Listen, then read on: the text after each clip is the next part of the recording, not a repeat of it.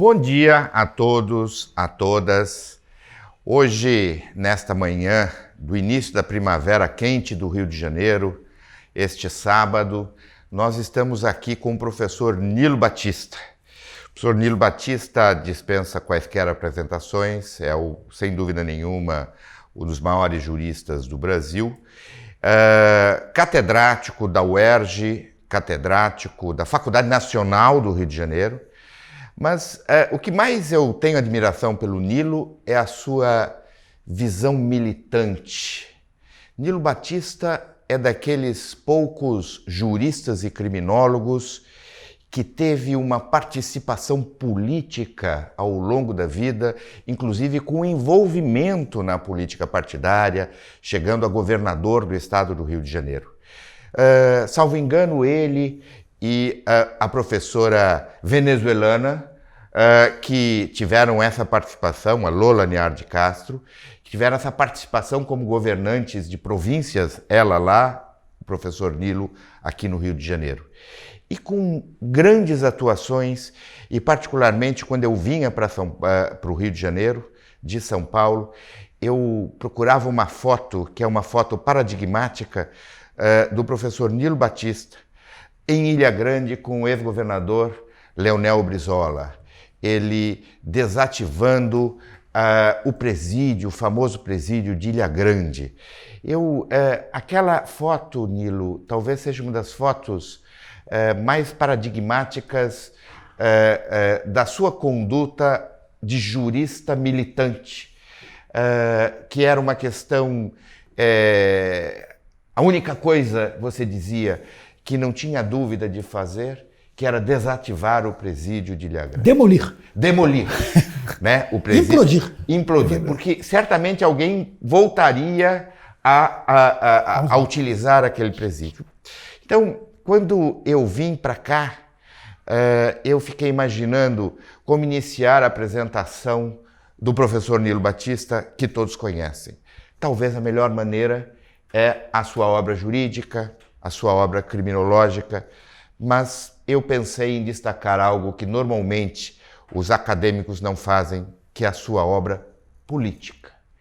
E esta obra política é muito importante, especialmente por você ter sido convidado para falar sobre a pena nos tempos de cólera, neste 26º Seminário Internacional do Instituto Brasileiro de Ciências Criminais.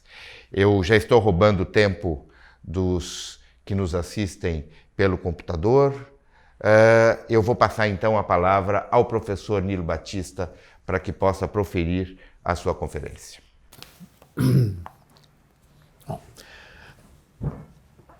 Muito bom dia, né, a todos, aos colegas que estão participando desse seminário.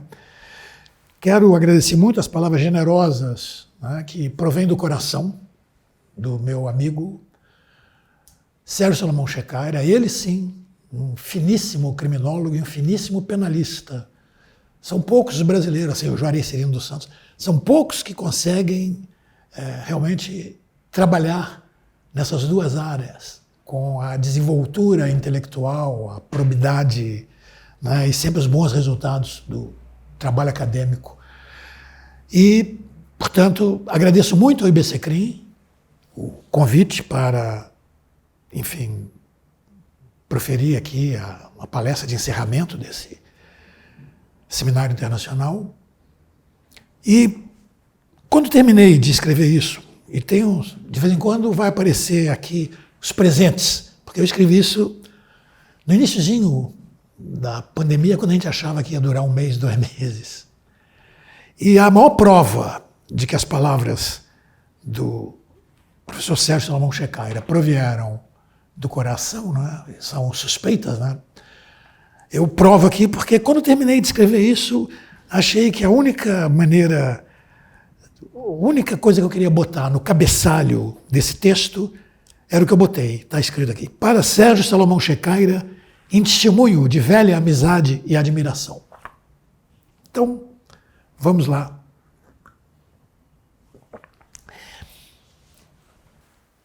Eu comecei no grandioso estudo de Jean Delumeau sobre os medos ocidentais, porque nesse estudo ele registrou um aspecto punitivo das pandemias, que seriam lançadas pela divindade contra um povo ou uma cidade a título de castigo por alguma ofensa cometida. Pela desobediência a seus mandamentos, Jeová ameaçara sua gente. Enviarei a peste para o meio de vós. Está no Levítico. O rapto de Criseida, filha do sacerdote de Apolo por Agamemnon, irritara o Deus. A peste então lavrou no exército, ruína cai sobre o povo.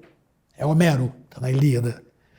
E a recusa do rei em aceitar o resgate da filha proposto pelo sacerdote encolarizou mais ainda Apolo, quem, munindo-se de suas flechas sempre certeiras, começou por matar os animais e então mirou nos homens setas pontiagudas lançando, e ardem sem parar as piras funerárias. É Homero. Seguindo a trilha de Delumeau, encontraremos as setas do deus grego cristianizadas na iconografia medieval, vendo-se em muitas obras a peste desferida pelo pai na forma de uma chuva de flechas. Era, sem dúvida, uma representação adequada, que levava consigo o dado inquietante da indeterminação das vítimas. Quem será ferido pelas infinitas setas que assombram os céus? Nessa representação, latejava o futuro conceito jurídico penal de perigo comum. Mas o aspecto punitivo das epidemias não se esgota em sua interpretação de castigo contra alguma infração cometida. Se tal infração foi obra de um indivíduo identificável, cabe puni-lo com pena tamanha que responda não só à infração causadora da peste, mas também à devastação por ela produzida nas pessoas, mortes, deformidades, e em seus bens, colheitas perdidas, rebanhos dizimados, etc. Na falta de um culpado identificável, em muitas passagens da antiguidade, o sacrifício de alguém seria o caminho para pôr fim ao flagelo. Porém, no alvorecer da Idade Moderna, uma hipótese acusatória adquiriria grande prestígio. Os inquisidores Kramer e Sprenger, em 1484, asseguravam que as feiticeiras poderiam inocular lepra e o demonstravam, invocando o caso de uma infeliz na Basileia, condenada à fogueira por ter, após uma áspera discussão com o rapaz, rogado ao demônio que a vingasse daquilo que ouvira, tendo logo seu opositor contraído a doença. Um século depois, nosso colega, o magistrado Jean Baudin, não tinha dúvida de que as feiticeiras podiam interferir sobre a saúde humana. Está no livro dele, a Demonomania das Feiticeiras. A cada surto de tifo, de varíola, de rubéola ou qualquer outra enfermidade contagiosa, o cheiro de carne humana queimada invadia muitas praças. Se o penalismo ilustrado remeteu à cesta do lixo a hipótese de epidemias resultantes do coisa ruim e de seus comissionados, o temor do contágio estava em sua pauta.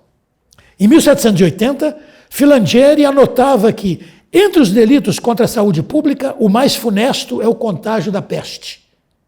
As leis penais novecentistas, de forma geral, criminalizariam apenas a violação de medidas profiláticas da propagação da doença ou a omissão da autodenúncia do contagiado, como o Regulamento Policial da Toscana, como o Código Imperial Alemão de 1871. Só o desenvolvimento, já no século XX, ainda vergastado pelo cólera e por gripes letais, só o desenvolvimento da nova disciplina que Pasteur, em 1881, intitulara de microbiologia, viabilizaria a futura montagem de um tipo legal cujo sujeito ativo pode efetivamente isolar e manipular germes patogênicos e assim causar uma epidemia, como nosso artigo 267. Mas os feiticeiros contemporâneos, que através da biologia ou da química disseminam moléstias fatais, usam fardas e estão geralmente imunes à jurisdição penal. Se forem africanos, pode ser que o Tribunal Penal Internacional ainda se engrace com algum. Mas se for branco, rico, habitante, uma grande potência do hemisfério norte, esqueça. O aspecto punitivo das epidemias, registrado por Delumeau, se apresenta também no tratamento deferido aos leprosos, portadores de um mal contagiante e incurável, que deviam, pois, ser excluídos do convívio. Essa técnica punitiva antropovômica, conhecida pelo direito romano, o exilium, pelo direito germânico, exipung, e pelo direito canônico, a excomunhão, cedo se compreendeu que, embora interditado de viver com sua família, o garfo vagamundo mantinha-se igualmente perigoso para todas as outras. A Igreja Católica assumiu a assistência pública a esses desgraçados, iniciando-se a construção de leprosários. O primeiro dataria de 460. No final do século XIII, existiriam em toda a Europa cerca de 19 mil leprosários. A técnica punitiva da internação, ao contrário, não dispunha de tradição jurídica. No cárcere romano, que se difundiria na Europa com o direito comum, encontramos apenas devedores e condenados a penas corporais aguardando execução. A privação da liberdade, que se converterá na pena por excelência do capitalismo industrial, encontra, portanto, em suas raízes históricas algo dos leprosários e, sobretudo, algo dos sentimentos que eram alimentados acerca dos leprosos internados. Foucault se deteve sobre esses sentimentos, que percebe bem ativos na segunda metade do século XVIII. O mal, Foucault, entra em fermentação nos espaços fechados. Aquele mal que se tinha tentado excluir com o internamento e que reaparece sob aspecto fantástico, gerando certa repugnância pelo ar corrompido dos hospitais, das prisões, das casas de internamento. Cidades inteiras são ameaçadas por essa atmosfera carregada de vapores maléficos e seus habitantes serão impregnados lentamente pela podridão e pelo vício. Tudo isso é Foucault. Por essa época, John Howard visitava as prisões europeias e se chocava com a febre das prisões, Gaol Fever, que matara e continuava a matar intensamente seus ocupantes. No século XIX, enquanto a prisão se consolida como a inseparável parceira da fábrica, as tantas metáforas do infrator como maçã podre ou leproso social serão atropeladas por uma teoria que postula nada menos que enraizar a infração na constituição biológica do sujeito. Doença e crime, na prancheta do positivismo criminológico, são quase duas faces da mesma moeda. Em paralelo, a psiquiatria novecentista descobria uma moléstia chamada loucura mental, que mais tarde seria, sem melhor fortuna, rebatizada como psicopatia. Mas sobre a instituição e os institucionalizados recai e se sustenta um olhar preconceituoso, reprovador e indiferente à tragédia daquelas vidas. Além da própria peste concebida como punição por afronta anterior, além da punição ao responsável por aquela afronta, e além da implacável estigmação dos contagiados, institucionalizados ou não, as epidemias oferecem oportunidade para medidas que nada têm a ver com a saúde pública e que recorrem para sua implementação ao braço policial. Tão amplo é aquele aspecto punitivo farejado por Delumeau. Em seu tempo, Carrara chamava a atenção para a truculência habitual de tais medidas sanitárias, afirmando que os editos excepcionais promulgados sob tais circunstâncias eram mais filhos do medo e do instinto que da razão. Em nossa história, encontramos um exemplo ilustrativo nos acontecimentos de 1904, no Rio de Janeiro, que se tornaram conhecidos como Revolta da Vacina. O que explode nessa rebelião popular não é medo, indignação ou ressentimento contra a varíola, ou contra algum suposto inoculador da doença, ou contra os contagiados, e sim contra as medidas sanitárias propostas pelo governo para debelar a epidemia, ou seja, contra a vacinação compulsória e generalizada. Entre historiadores, houve grandes divergências na investigação dos motivos da revolta da vacina. Sidney Chalub assinalou essas divergências, que podem ser resumidas em dois grandes grupos. Pela esquerda, a explosão de 1904, a pretexto da vacina, exprimiu resistência às opressões, inclusive sanitárias, mas sempre armadas com o braço policial, resistência contra as discriminações e carências impostas à pobreza urbana carioca, violências que alcançavam a medicina popular. Represente aqui esta linha o já clássico Nicolau Shevchenko, para quem tratava-se ali de eliminar da cidade todo o excedente humano, potencialmente turbulento, fator permanente de desassossego para as autoridades.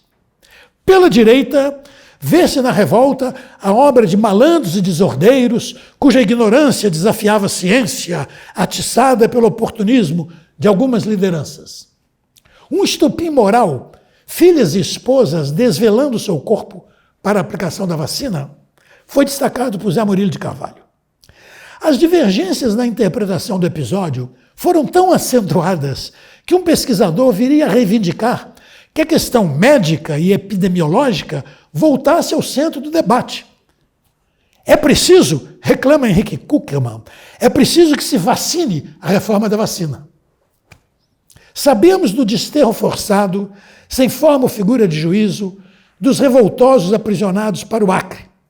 No início do século XX, retornava-se no Brasil a antiga estratégia antropovômica, com a nota especial de que os desterrados não eram os enfermos, e sim os que desconfiaram da terapia e resistiram a seus métodos autoritários.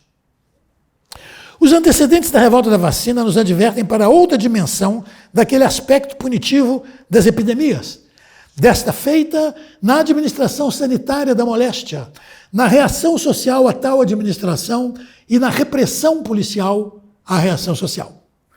Poderíamos ficar por aqui e ingressar finalmente no estudo da epidemia que nos interessa, se não fosse pertinente uma breve visita à febre amarela que graçou no Rio em 1850. Bernardo Pereira de Vasconcelos, o conservador letrado e liberal escravista, a quem se deve a maior parte da redação do Código Criminal do Império do Brasil, Bernardo Pereira de Vasconcelos, naquele ano de 1850, marcado pelo término do tráfico negreiro interatlântico, uma tragédia em seu final, e pela promulgação da Lei de Terras, outra tragédia em seu início, era prestigiado senador do Império. A febre amarela, em abril de 1850, amedrontava a população, sendo, como sempre, mais devastadora entre os pobres. Pois no dia 17 de abril de 1850, segundo nos narrou Otávio Tarquino de Souza, a propósito de defender a liberdade profissional, talvez afetada por alguma restrição, Bernardo Pereira de Vasconcelos fez um discurso no Senado minimizando a epidemia. Ouçamos o orador. Eu também estou convencido de que se tem apoderado da população do Rio de Janeiro um temor demasiado, que a epidemia não é tão danosa como se tem persuadido muitos, que a febre, não é a febre amarela que reina.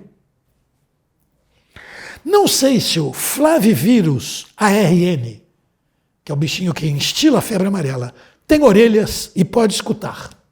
E ainda se escutando, seria capaz de ofender-se. Ignoro também se da sessão de 17 de abril participou algum senador, algum funcionário, algum assistente abarrotado de vírus. Mas o fato é que 2 semanas, exatamente 2 semanas depois de haver blasonado da tribuna do Senado contra a gravidade da moléstia, Bernardo Pereira de Vasconcelos faleceu de febre amarela. Advertidos pelo feliz insight de Delomo acerca das intensas relações históricas entre punição e epidemias, podemos agora passar ao exame daquela que constitui o objeto do nosso encontro. O título dessa intervenção pode ter levado muitos dos colegas presentes, não tão presentes agora, mas a supor que este objeto seria a pandemia do coronavírus, que flagelou o planeta a partir de 2019, com particulares aflições nos operadores políticos do capitalismo financeiro transnacional, para quem a perda de alguns milhares de vidas menos valiosas constituiria mal menor do que a interrupção dos negócios por um semestre.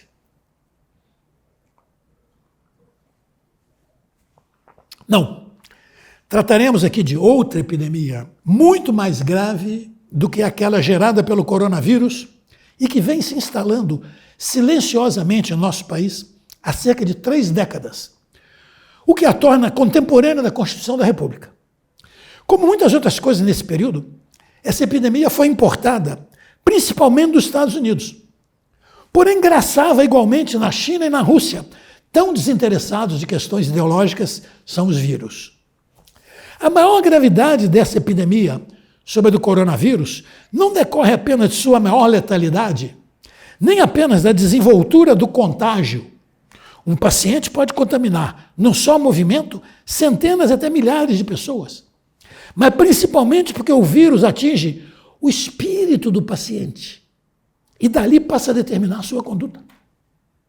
Não são os perdigotos lançados com a fala, que seriam resolvidos com isso aqui, que a transmitem, e sim as próprias palavras enunciadas. Batizemos esse vírus, professor Checaia, que ao contrário de seu primo corona, não é nada novo, mas tem conseguido escapar ao conhecimento e ao controle há milênios. Batizemo-lo de Prodigium Angoris. Isso pode ser traduzido como milagre da opressão, ou maravilha da angústia, ou prodígio do tormento. O bichinho instala em sua presa uma fé inabalável no sofrimento como remédio miraculoso para todos os males, pessoais ou sociais. E como entre todos os sofrimentos, o mais antigo, permanente e noticiado é o sofrimento penal, instala-se nos contagiados algo como uma dependência química da pena. No início da doença, encontramos apenas uma indiferença letárgica, como se o contagiado houvesse perdido a sensibilidade para a dor alheia. Mas o agravamento dos sintomas pode levar a um transtorno de sadismo punitivo, que tem em comum com seu primo, o transtorno do sadismo sexual, o fato de que muitos pacientes negam qualquer interesse no sofrimento físico ou psicológico de outra pessoa, como nos adverte a American Psychiatric Association. Os aplausos às cenas de tortura em tropa de elite ajudaram a revelar esse sintoma. O prodígio Angoris encontrou no Brasil ótimas condições de reprodução, favorecido por nossa tradição escravista. Se a escravidão foi juridicamente interditada, ainda que no Brasil profundo sobrevivam aqui e ali regimes de trabalho equiparáveis, aquilo que Joaquim Nabuco chamou de obra da escravidão subsiste cultural e esteticamente. O processo de contaminação revelou-se tratar-se originalmente de um vírus de tendências corporativas, com uma predileção pelas carreiras jurídicas e pela imprensa. Nesta última, principiou, já tem tempo, infectando o jornalismo policial radiofônico. Mas logo ilustrou-se e é hoje encontrável na quase totalidade dos âncoras e editorialistas. Em certos colunistas que celebram um acordo de mútua cooperação com operadores judiciários linguarudos, do tipo, revela-me o segredo de justiça que te cobrirei de glória. Registra-se modalidade especial de sadismo punitivo nos anúncios mais ou menos cifrados dos próximos atos de coerção processual. Nas carreiras jurídicas foi uma verdadeira calamidade, sobre a qual voltaremos. No parlamento, se ao início víamos poucos pacientes, algo envergonhados, hoje temos uma galharda bancada da pena, empenhada em levar avante a obra interminável de criminalização integral do cotidiano. Mutações genéticas no vírus generalizaram a epidemia e a crença na onipotência da pena, graças a inúmeras campanhas da mídia, em breve assolou quase toda a população. Para qualquer problema, a pena é a solução. E se já existe pena e não solucionou coisa alguma, mais pena certamente solucionará. Eis a síntese da fé inabalável instaurada pelo vírus. O Evangelho, segundo João, passa a iniciar-se assim. No princípio era o Verbo, e o Verbo estava com a pena, e o Verbo era a pena. A única droga eficaz contra o prodígio Angoris residiria no maior e melhor conhecimento sobre a pena e seus pretensos efeitos miraculosos. Mas aí está a maior dificuldade, porque, com raríssimas exceções, as pessoas que se pronunciam publicamente sobre a pena, seja o âncora, seja o entrevistado que ocupa um cargo relevante no executivo ou no judiciário, seja o articulista, jamais estudaram seriamente aquilo sobre o que opinam ou mesmo discorrem. A perda de toda autocrítica constitui um sintoma tardio de grave infecção. Essa dificuldade nos alcança também, a nós, porque na formação jurídica a pena é geralmente revelada através de um filtro de realidade que reduz idealisticamente toda a complexidade do fenômeno punitivo a uma bizonha classificação atemporal, tendo por critério funções rigorosamente indemonstráveis, mas que otorgam à pena objetivos enaltecedores. Voltaremos a esse filtro de realidade, ao esqueminha das teorias absolutas versus teorias relativas que os manuais de direito penal oferecem como a mais elevada sapiência do tema. Um bom indício da esterilidade desse esqueminha surge quando se compara o desenvolvimento da teoria do delito, que procurou avançar e aprofundar-se recorrendo à filosofia, à política criminal, à história, à criminologia e à pobreza da teoria da pena, paralisada na matriz daquele esqueminha empreendido em 1830 por Anton Bauer. Como disse com precisão Raul Zaffaroni, Bauer ofereceu naquela ocasião uma depurada bandeja de teorias da pena, e muita gente continua a servir-se daquela bandeja até hoje ao custo de suprimir a historicidade das penas. Esquecem-se da advertência de Rouch. A pena como tal não existe. Existem apenas formas concretas de punição e práticas penais específicas. E realmente, será que as similitudes entre as chibatadas do direito islâmico tradicional e os açoites contra escravizados de nosso Código Imperial, essas similitudes não são desfeitas e superadas pelas mais cabais divergências econômicas, religiosas e sociais entre as duas formas de punição? O dado comum, os golpes de chicote, esse dado não elude as substanciais diferenças reais e simbólicas entre essas duas formas concretas de punição. O desterro dos revoltosos da vacina para o Acre e o degredo colonialista povoador do século XVI não são duas manifestações completamente diferentes do poder punitivo, tendo como frágil traço de união o transporte compulsório de corpos humanos? O cárcere baixo medieval europeu, com sua tripulação de devedores, vagabundos e algum réu à espera de execução, ou a prisão canônica da qual Jean Mabillon nos deixou um relato aterrorizador, o que tem a ver com a penitenciária destinada a disciplinar mão de obra para a fábrica? O elemento comum, privação da liberdade, enlaça muito pouco essas três penas tão distintas até no manejo de seu principal insumo, o tempo. Mesmo a pena de morte. Transcreverei as mesmas palavras que escrevi há pouco.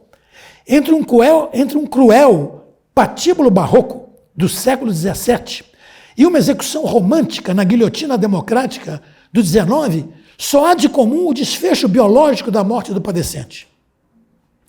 Está fora do horizonte de conhecimento do direito penal uma exaustiva e radical antropologia das punições, de um lado nos permite falar em pena de açoites, pena privativa de liberdade e pena de morte, abrangendo formas punitivas tão díspares. Mas, de outro lado, deveria incutir-nos alguma prudência diante da baixa fidelidade dessas classificações, que querem despejar milênios de práticas penais econômica e culturalmente condicionadas em duas chaves pedagógicas no quadro negro.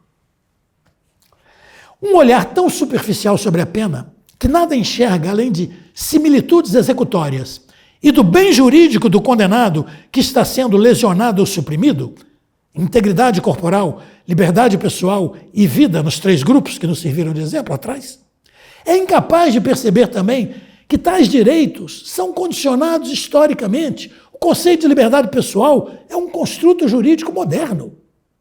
Como ensinava Heleno Fragoso, o plágio antigo, redução a condições análogas à do escravizado, não tem no direito romano de forma alguma o sentido que as legislações modernas lhe atribuem. Isso mesmo disse Quintano Hippoles do homicídio, ao contestar sua universalidade, sustentada por Alimena, argumentando com a originalidade da concepção valorativa contemporânea de vida humana, que não se encontra, não é a mesma coisa antes do século XVIII. e argumentando com o calidoscópio histórico de formas e isenções de responsabilidade, que alteram completamente a disciplina do homicídio, completamente diferente. Basta nos recordar o homicídio justificado dos amantes adúlteros, que sempre foi justificado, entra na modernidade, chega ao século XVIII ainda justificado,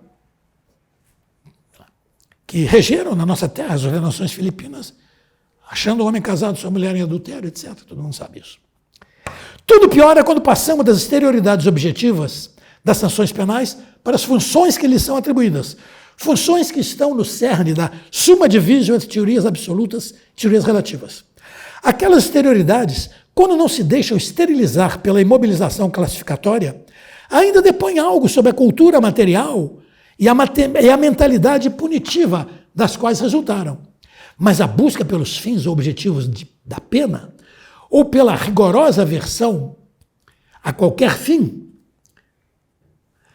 é, sem favor, o capítulo mais comprometido ideologicamente de todo o direito penal. Se neste debate interminável gerações de penalistas se engajam, ora pela retribuição, ora pela prevenção, por vezes sem perceber que tais teorias funcionam como os extremos do arco de um pêndulo que dinamiza o mesmo e um só relógio, há uma constatação inegável, é que todas essas teorias visam legitimar a pena, visam atribuir-lhe propriedades quase mágicas e efeitos fantásticos jamais demonstrados pela pesquisa empírica, quando possível testá-los. Ou seja, a única característica realmente comum a todas as inúmeras subespécies nas quais se manifestam as teorias absolutas e as teorias relativas é que todas elas são legitimantes da pena, ao custo de serem também devedoras inadimplentes de suas promessas descumpridas. Algumas em estado falimentar, como, por exemplo, o correcionalismo penitenciário. Tranquilizem-se os presentes eu escrevi antes. Não pretendemos reexaminar aqui aquela surrada classificação a qual somos apresentados ainda na sala de aula e que nos acompanha pela vida inteira. Até da crítica dirigida a todas as subespécies, se pode dizer que é surrada, valendo-se dos mesmos argumentos aparentemente impotentes. Nunca li uma sentença cujo autor renunciasse ao fundamento preventivo geral negativo pelo motivo kantiano da instrumentalização da pessoa humana. Tampouco nos deteremos sobre gritantes disparidades entre modelos punitivos unificados naquela classificação. Olhando para a chave das absolutas, não parece muito estranho abrigar sob o mesmo guarda-chuva analítico a retribuição expiatória e purificadora grega e a retribuição como imperativo categórico moral prussiano, só porque, aparentemente, ambas as inflições de sofrimento não teriam a pretensão de produzir qualquer efeito futuro? O advérbio aparentemente foi destacado porque Raul Zaffaroni tem insistido com sucesso em demonstrar que as teorias absolutas, que fingem só mirar o passado, olham, às vezes de esgalha, mas às vezes ostensivamente, para propósitos futuros. Em todo caso, são formulações que exibem certo pudor teórico em não fantasiar sobre os frutos da pena e em não esconder a natureza hostil e agressiva daquilo que é servido ao condenado. Para que possam adquirir credibilidade, as chamadas teorias relativas devem elaborar e difundir as lendas preventivas, porque devem responder à pergunta: quais os efeitos práticos que decorrem da pena, que decorrem dessa imposição de sofrimento ao sujeito? Começam aí os dribles discursivos, porque a primeira resposta, a resposta que deveria aflorar antes de qualquer outra, provinda da própria essência e significado da pena, seria impor sofrimento, compelir à dor, suprimir ou mutilar bens jurídicos do réu. É isso que a pena faz, antes de mais nada. Essa é a única verdade, a primeira verdade da pena é essa, escondida pelos dribles discursivos dos preventivistas. Ao contrário das sanções restaurativas ou indenizatórias de direito privado, a pena se caracteriza precisamente por exprimir um doloroso pagamento da ofensa. Em livros velhos, a execução capital era chamada de homicídio legal. Se historicamente o talião isentou de juros o pagamento da ofensa, a natureza maléfica da pena é uma tradição irrefutável no pensamento político e jurídico ocidental, de Pufendorf a Feuerbach, de Grocio a Bauer. Não vou ler aqui, todo mundo conhece o que eles falaram. O primeiro requisito funcional da pena, portanto, é a capacidade de fazer mal, é a idoneidade para produzir infortúnio, a aptidão para impor sofrimento, porque é dessa potencial malignidade que provém o medo que está na base de todas as proclamadas funções preventivas, gerais ou especiais. Sem isto, como falar de coerção psicológica, de advertência, de correção, de exemplaridade ou de neutralização? E não obstante, essa rude característica axial da pena é omitida pelos preventivistas e já foi até expulsa da sala de visitas por Jacobs. Vamos ler Jacobs. Não cabe definir a pena como infligir um mal por causa do mal cometido. A pena deve ser definida positivamente. É uma mostra da vigência da norma às custas de um responsável. Surge daí um mal. Até Jacobs tem que reconhecer que surge um mal. Surge daí um mal. Mas a pena não cumpre sua função com tal efeito, senão apenas com a estabilização da norma violada. Ou seja, equivoca-se, professor Checaira. Quem pensa ter alguma importância para o direito penal, para nós, portanto, a queda do cutelo sobre o pescoço do padecente e sua morte aos borbotões. O único dado relevante a ser pensado desse acontecimento é a estabilização da norma e o conforto das expectativas sociais. A pena não tem por função produzir o mal, embora inexoravelmente o produza. É o mesmo que dizer que o capitalismo videofinanceiro transnacional não tem por função produzir desigualdade, embora inexoravelmente a produza. É difícil compreender a proposta, ainda mais no tempo em que se vê por toda parte o direito penal do inimigo engolindo de forma lenta e gradual o que restou do chamado direito penal do cidadão. De Carl Schmitt a Günther Jacobs, a distância não é tão grande quanto pensam os funcionalistas. Mas a pena não conseguiu esconder-se nas vestes de sua idealização classificatória nos anos 70 do século XX, salvo nos manuais do direito penal. Com efeito, aquela década foi o epicentro da grande revolução metodológica que, na superação de paradigmas positivistas e funcionalistas, instauraria a criminologia crítica. Em 1967, a reedição de Punição e Estrutura Social foi como o rastilho de uma pólvora teórica que explodiria nos anos seguintes. Em 74, a nova criminologia de Taylor, Walter e Young. Em 75, Vigiar e Punir de Foucault. Em 77, Cárcere e Fábrica de Melossi e Paravarini. Em 81, Os Limites da Dor de Christie. Em 82, Criminologia Crítica e Crítica de Direito Penal de Barata. Nosso continente registrava esse movimento similar. Em 72, a Criminologia Dialética de Lira Filho. Em 77, a Criminologia da Reação Social, de Lola Niar de Castro. Em 79, a Criminologia da Repressão, de Juarez Cirino. E a Ruptura Criminológica, de Rosa de Olmo. A todos esses que estão aí representando muitas outras contribuições relevantes, que não cabe aqui inventariar, se aplicaria o propósito que Gianni Huysman atribuiu às atividades de seu pai Luc. Todos estavam em busca de novas maneiras de conhecer. Não é por acaso que florescem nessa ocasião os temas da descriminalização, da despenalização, da desjudicialização, da diversion e quejandos. Quem conhece a realidade histórica e fala de uma história que inclui o presente, da pena procurará distanciar-se dela, reservando sua utilização para casos extremos até que possamos descartá-la completamente. Nos anos 80, uma pesquisa do Instituto Interamericano de Direitos Humanos em diversas cidades, no Brasil, em São Paulo, Rio, Salvador e Recife, revelou-nos o horripilante desempenho dos sistemas penais latino-americanos. Fomos olhar de perto e o que vimos não era nada bonito. Ressurge então o tema das funções ocultas da pena, daquelas funções que, por não disporem das tolas pretensões preventivistas legitimantes, não são mencionadas nos manuais de direito penal, embora estridentemente visíveis. Depois tivemos a coragem de olhar para o sistema penal como objeto do saber criminológico. Em 1981, um jovem e talentoso criminólogo colombiano, Emiro Sandoval Huertas, assistente de Alfonso Reyes Echeandía, junto a quem morreria quando tropas militares invadiram a Corte Suprema da Colômbia e mataram seus juízes, junto aos manifestantes armados que a haviam ocupado, publicou um artigo acerca das funções ocultas da pena privativa de liberdade.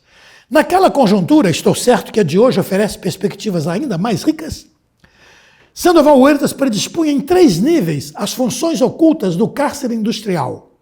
Ao nível psicossocial, funções vindicativa e de cobertura ideológica.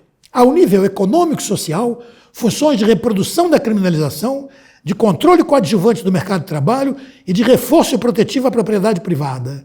E ao nível político, funções de conservação da ordem, de controle sobre as classes sociais subalternizadas e de controle dos opositores políticos.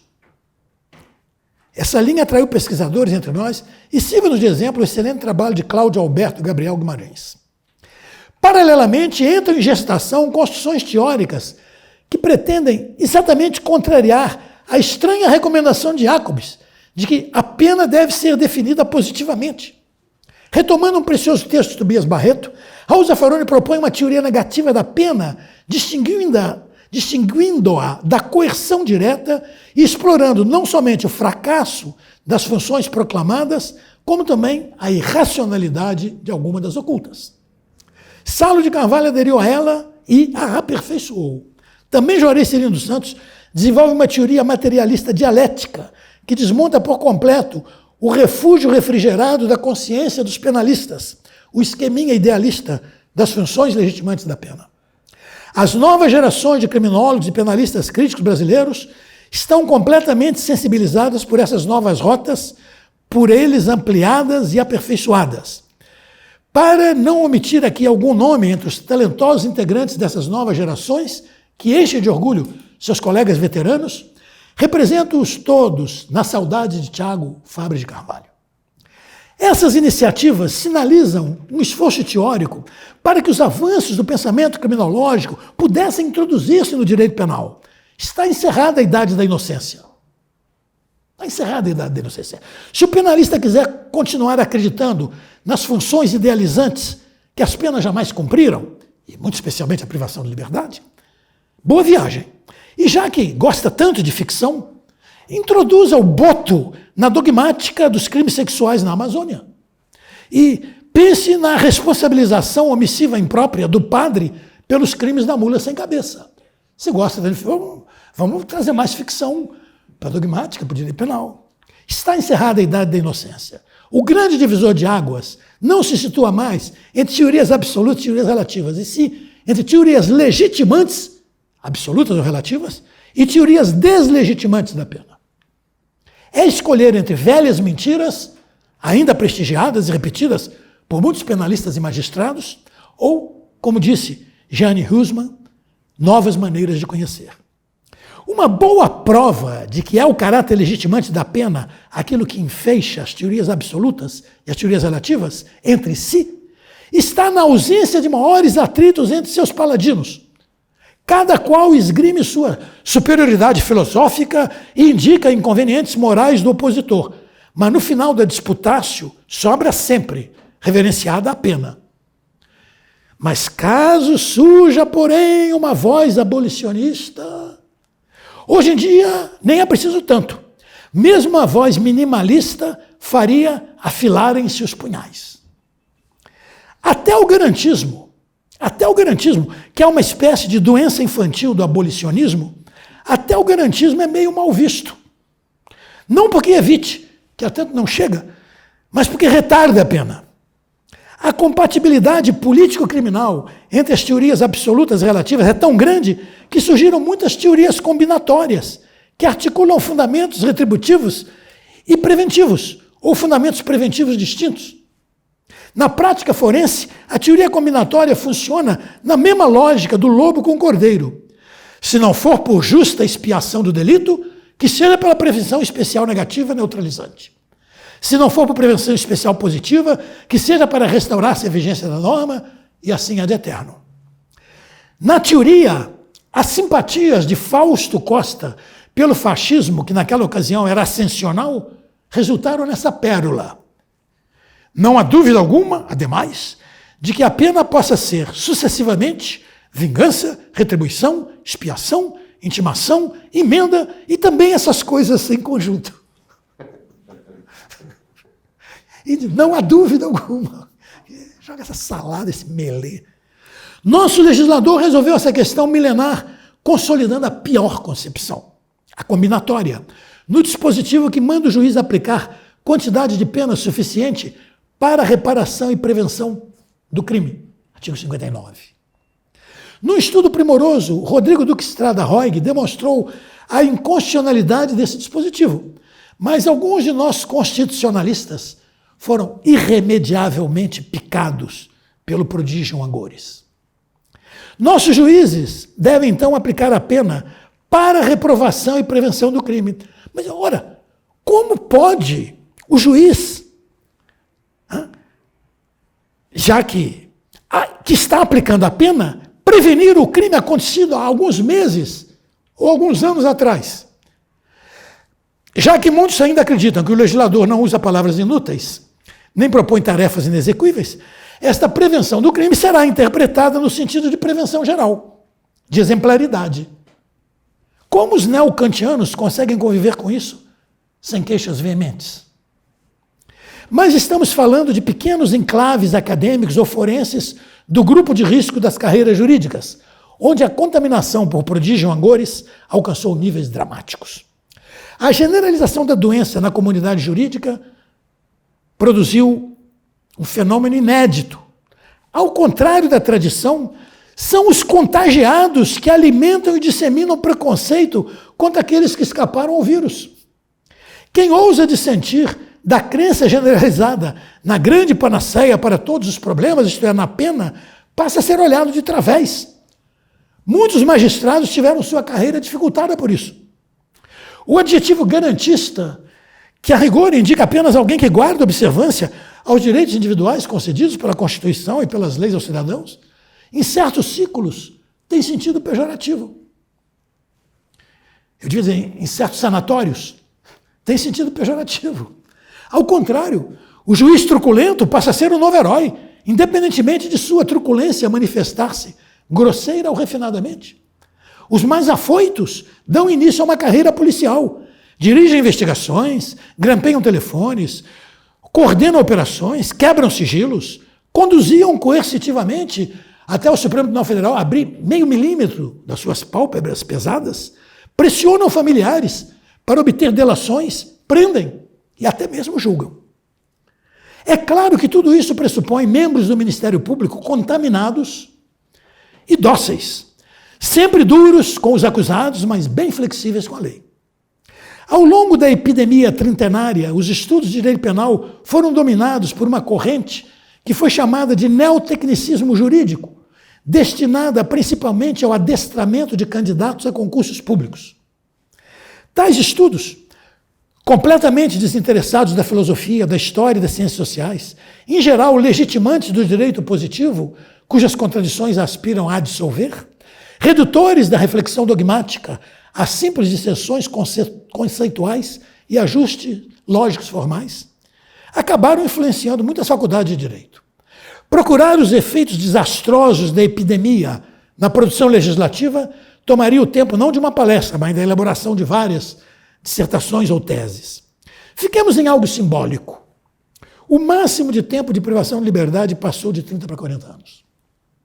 Deputados e governadores, à vista do maravilhoso desempenho de nossas penitenciárias, resolveram prorrogar o que acham bom. Provavelmente só não propuseram subir para 50, porque a expectativa de vida do brasileiro, subtraído os 18 anos da imputabilidade e a perda que decorrerá da devastação do coronavírus, quando eu escrevi isso, essa perda estava. Hoje, há poucos dias atrás, já perdeu um ano. A expectativa aproximaria a coisa da vedação constitucional de penas perpétuas. E aqui, nosso checaira já chamaram a atenção para penas tão elevadas que de perpétuas só não tem o nome. A propósito, quando a Constituição afirma que não haverá penas de caráter perpétuo, está impondo um limite intransponível, não só ao legislador, mas também ao juiz, que não pode fraudar a proibição constitucional com escalas penais faraônicas tão festejadas pela mídia.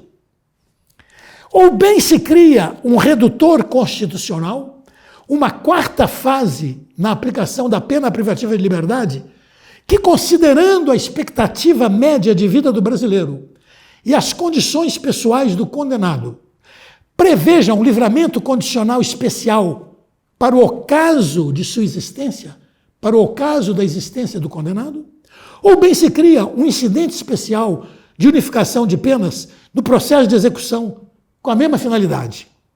Estranho é ter a Constituição proibido penas perpétuas e alguns juízes a aplicarem dissimuladamente, quase sempre com deliberada cegueira, acerca das regras do concurso aparente de tipos ou da continuidade delitual. O texto constitucional pode ser assim sintetizado.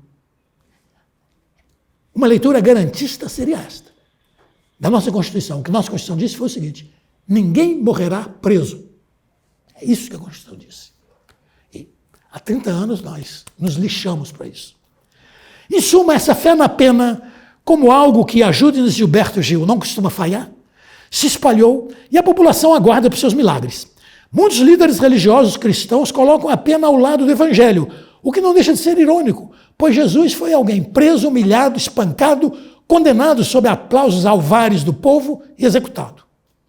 Mas passamos a incluir a pena em nossa visão geral do mundo, em todos os setores da atividade humana. No esporte, o doping realimenta a política criminal fracassada, drogas ilícitas. Nos negócios já está à venda o álcool gel da compliance, que finalmente construirá o capitalismo ético. Mas qualquer inconformidade será a primeira página e chamada no Jornal Nacional, porque nada melhor para relegitimar a pena do que prender espetacularmente um branco rico. O público não sabe que para cada um desses prendem-se 10 mil pobres e pretos. Na política totalmente criminalizada, ocorreu algo surpreendente. Como, de forma geral, todos os avanços políticos da humanidade foram obtidos em luta contra os sistemas penais, supunha-se que integrantes de partidos do campo progressista fossem imunes ao prodígio Angores. Trágico engano. Infectados de esquerda acreditaram na pena como nivelador social e mesmo como instrumento de transformações importantes. Deu no que deu. Fiquemos num só caso exemplar acerca dos riscos aos quais se expõem aqueles que ousam mostrar a nudez da rainha pena. Em agosto de 2013, o conceituado Instituto de Pesquisa Econômica e Aplicada, o IPEA, concluiu um levantamento coordenado pela professora Leila Garcia sobre mulheres mortas por violência doméstica, destinado a comemorar a chamada Lei Maria da Penha, de 7 de agosto. É de 2013.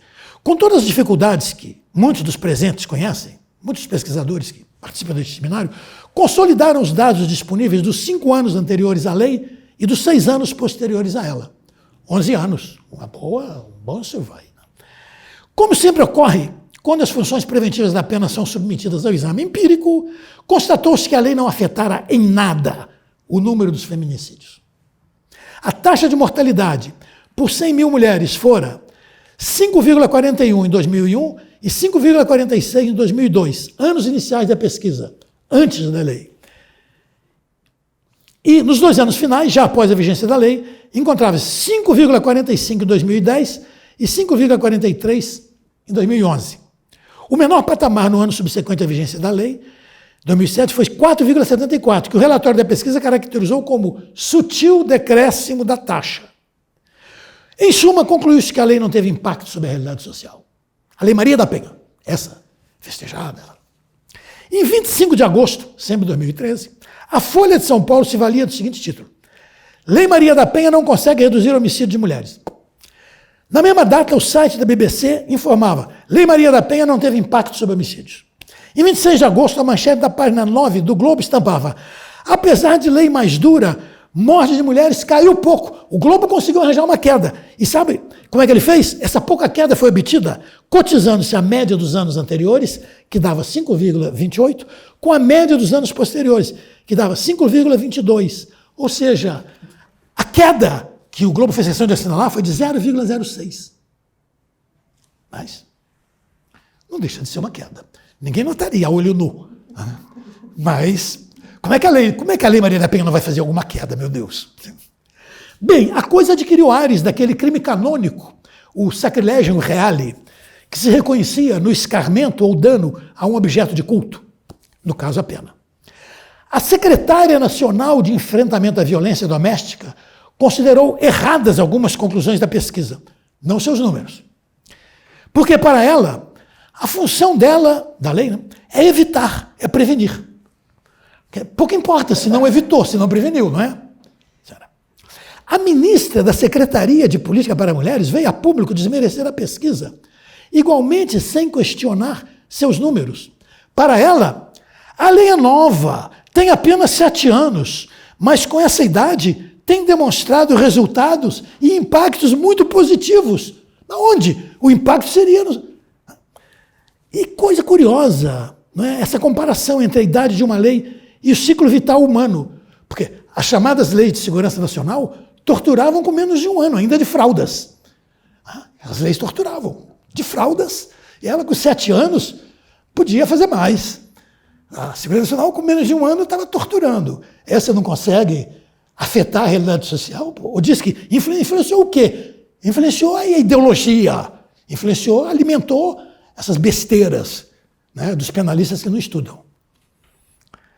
Comentou-se que quase o presidente do IPEA cai. Bom, o que se aprende com esse caso é que a síndrome de Galileu não foi varrida com a ilustração. Os teólogos não colocarão os olhos na luneta astronômica e sempre proclamarão que é o Sol que gira ao redor da Terra. Será ainda possível controlar a epidemia do prodígio Angores, ou ao menos algum de seus efeitos colaterais? Um dos mais graves é o empobrecimento do debate sobre os conflitos sociais, reduzidos à régua esquemática dos elementos de um tipo legal. Todo feito criminalizado é algo muito mais rico e complexo do que a fórmula típica à qual os infestados reduzem toda a sua análise. Será possível controlar essa epidemia? Talvez, se arregaçarmos as mangas antes do golpe que congregará policiais civis e militares policizados, policiais civis e militares policizados, policiais civis e militares policizados, para ser claro, com apoio das organizações formais ou informais de segurança privada. Antes do golpe que, ao estilo de nossas insurreições da primeira metade do século XIX, ficará conhecida como a miliçada. Deixemos aqui algumas sugestões para aqueles que sempre reclamam propostas, como se uma teorização puramente sensibilizadora, que revele a falsidade e o engodo de uma crença, não tivesse qualquer valia. Aí vão 10 propostas. Conferir à legislação penal e processual o status de lei complementar, para evitar as frequentes alterações oportunistas que a mutilam. Rever e enxugar a legislação penal, codificando-a completamente. Suprimir os vestígios inquisitoriais do processo penal, que deve divorciar-se teoricamente do processo civil. Denunciar a Convenção de Viena e estabelecer soberanamente uma política criminal para as drogas ilícitas. Descriminalizar as economias populares. Interromper a construção de penitenciárias, porque o número de presos é função do número de vagas. Capacitar em defesa civil o excedente policial que resultaria de uma racionalização das agências executivas do sistema penal. Vai ter que ver onde vai botar esse pessoal que está tudo aí acumulado, sem método, sem previsão, sem uma racionalidade. Vai sobrar gente, porque ao contrário do que nós temos, polícia demais. Agora inventamos, aqui no Rio, estão inventando uma polícia penal. O pessoal que atende às medidas socioeducativas está se chamando e está obtendo na lei para se chamar polícia penal. 8º, criar e instalar juntas comunitárias locais para tratamento de conflitos vicinais. Fortalecer a vítima, ampliando os casos nos quais ela decide se quer ou não o inquérito policial, se quer ou não a ação penal. 10º, no confronto entre as garantias da liberdade de expressão, por um lado, e da presunção de inocência e do direito ao julgamento justo, de outro, regular o noticiário sobre casos criminais em andamento. A publicidade dos procedimentos criminais constitui uma garantia dos acusados, que vem sendo usada perversamente por alguns juízes e tribunais como se for uma prerrogativa da imprensa ou uma autorização para escândalos e humilhações. Aí estão 10 sugestões contra o prodígio Angores. Poderiam ser outras, poderiam ser 20. Os colegas que concedem a honra de ouvir-me sabem que cada uma dessas 10 exigiria pelo menos outra palestra para ser apresentada com o mínimo de seriedade. Contudo, já ocupei demasiadamente o tempo dos meus colegas. Se existe um dado de difícil acesso, é a quantidade de pessoas mortas pela polícia. É impossível chegar a um número precariamente consolidado antes de 2012 por falta de informação. Nem todo mundo consegue, sem algum constrangimento, divulgar, né, suas execuções. De 2012 até 2018, a polícia matou pelo menos 26.649 pessoas. O número é muito maior pela elevada cifra oculta e pela falta de milhares de registros nas rubricas de desaparecimentos ou encontros de cadáver ou ainda autos de resistência. Tinha que botar aqui. Aqui tinha que entrar autos de resistência. Mas essas mortes ocuparam... É fantástica a curva ascensional entre 2015, 3.300, e 2018, 6.220. Olha essa curva entre 2015 e 2018. Ao longo de 3, 4 anos, de 3.300, dobra. Mas essas mortes ocuparam nos jornais pequenas notas, uma ou duas. Houve esse escândalo das mortes. Ninguém lamentou. Nenhum jogador lamentou.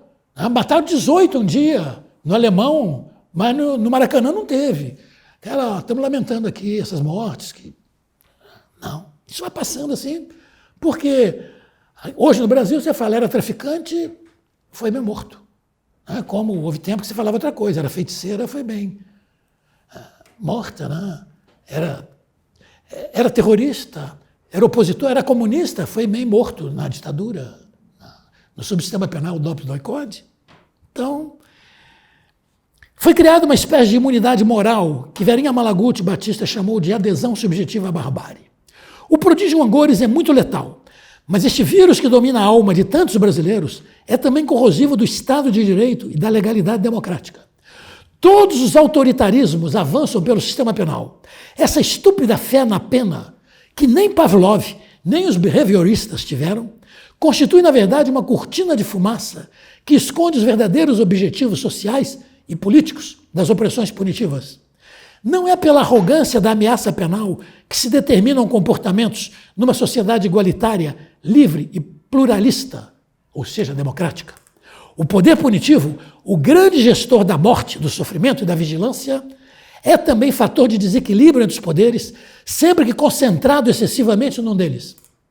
Talvez resida aí o maior desafio para a sobrevivência do projeto político nascido com a Constituição da República em 88, do qual fazia parte justificada aversão à tortura e ao assassinato de suspeitos e indiciados. Hoje temos a impressão de que alguns métodos do subsistema penal Dops-Doicode se generalizaram, por certo mais refinados quanto às opressões utilizadas, porém recheados do mesmo autoritarismo e arrogância.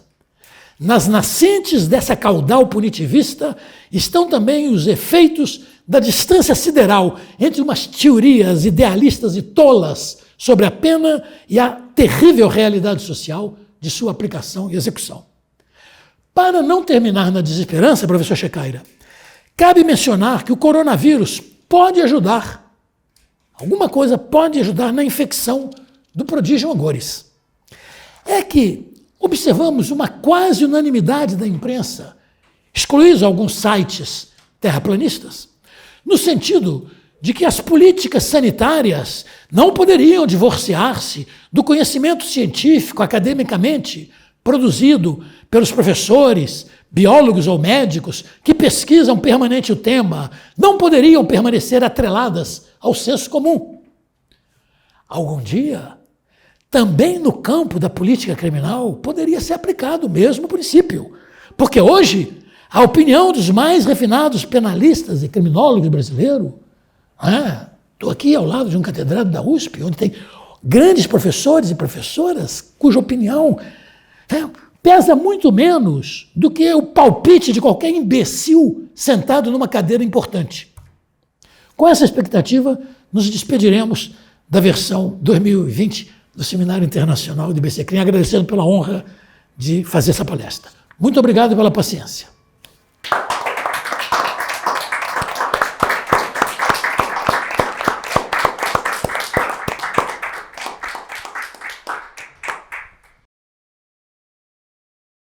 Prezado Nilo, esta conferência de encerramento ela significa muito para o nosso Instituto Brasileiro de Ciências Criminais.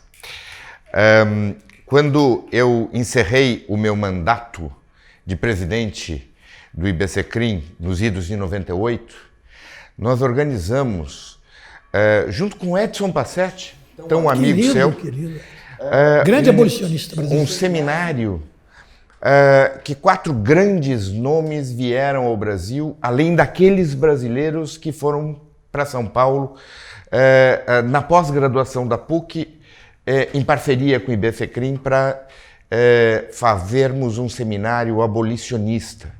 Era Luc Husmann, então vivo, Nils Christie, então vivo, Mathiesen, também, e Sebastian Scherer, que é o único que continua na nossa companhia aí lutando com esse pensamento mais democrático da perspectiva criminal.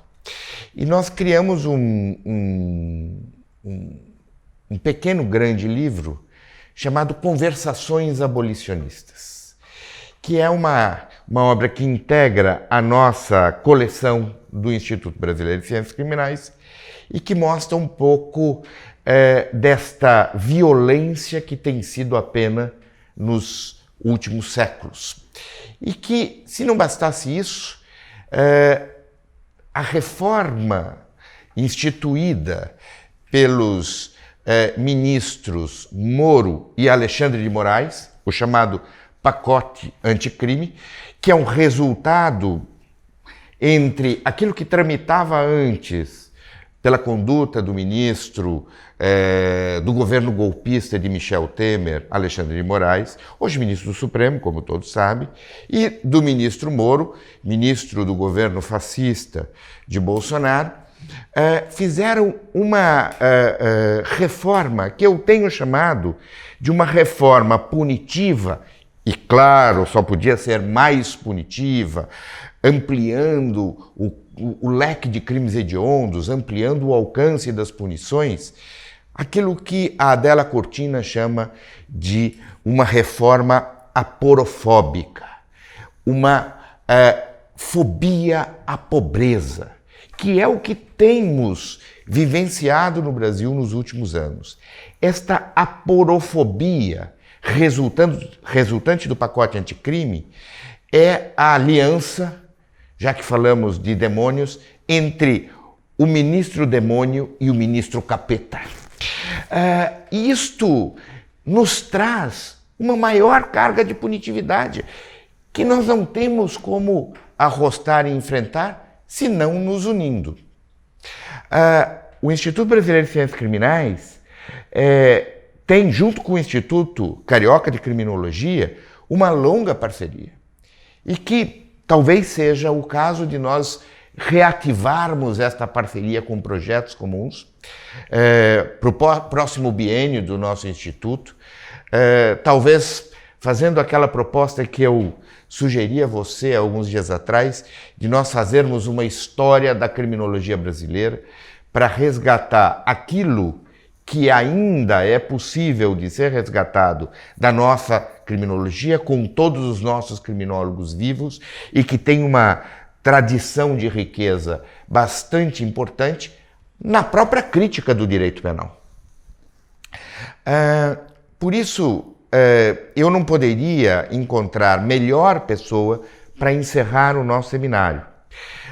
Eu, sem dúvida nenhuma, gostaria inicialmente de agradecer algumas pessoas.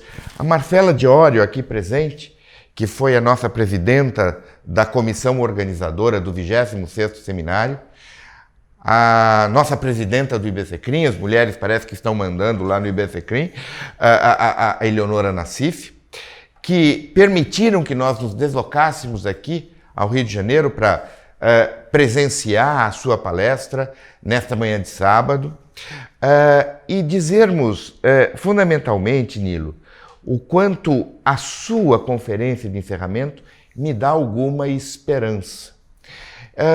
Eu, nestes tempos de peste, para lembrar Camus, nestes tempos de peste, eu acho que talvez nós consigamos enfrentar a pandemia, sobreviver a ela, mas não sobreviveremos ao fascismo que está por trás dessa pandemia e por trás desta epidemia penológica de elevar a pena, principalmente a pena privativa de liberdade.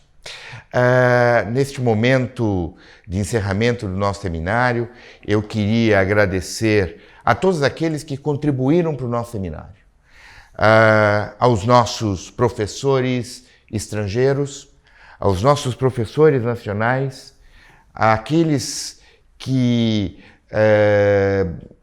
ajudaram a colaborar na consecução desse seminário, como os nossos funcionários lá do Instituto Brasileiro. Eu queria destacar dois que foram particularmente importantes, o Douglas e a Andresa, porque sem eles a gente não teria chegado até aqui. E fundamentalmente, Nilo, agradecer a você por iluminar um pouco o nosso caminho. Afinal de contas, em momentos de trevas que nós estamos vivenciando, uma luz, ainda que seja uma pequena luz, nos garante alguma coisa para este momento, que é um momento terrível do direito penal mundial, mas principalmente brasileiro. Eu queria, então, te agradecer muito, Nilo, por tudo que você tem feito pelo Instituto Brasileiro de Ciências Criminais. Queria que você agradecesse também a Verinha, porque a Vera nos deu uma palestra maravilhosa com a outra Vera, nossa homenageada no Instituto. Aliás, nós homenageamos neste seminário algumas pessoas. O Tiago Fabres foi homenageado, a tristeza da juventude que o ceifou. O nosso ex-presidente, Luiz Flávio Gomes, nosso primeiro presidente, que morreu de uma forma extremamente triste, a despeito de ter lutado contra a leucemia.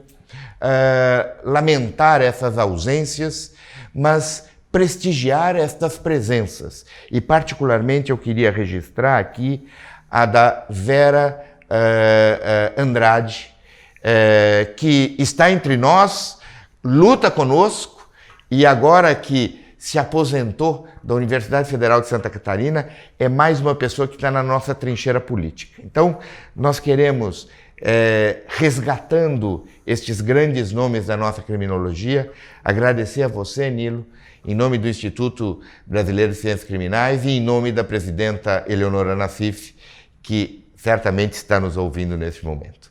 Muitíssimo obrigado, Nilo.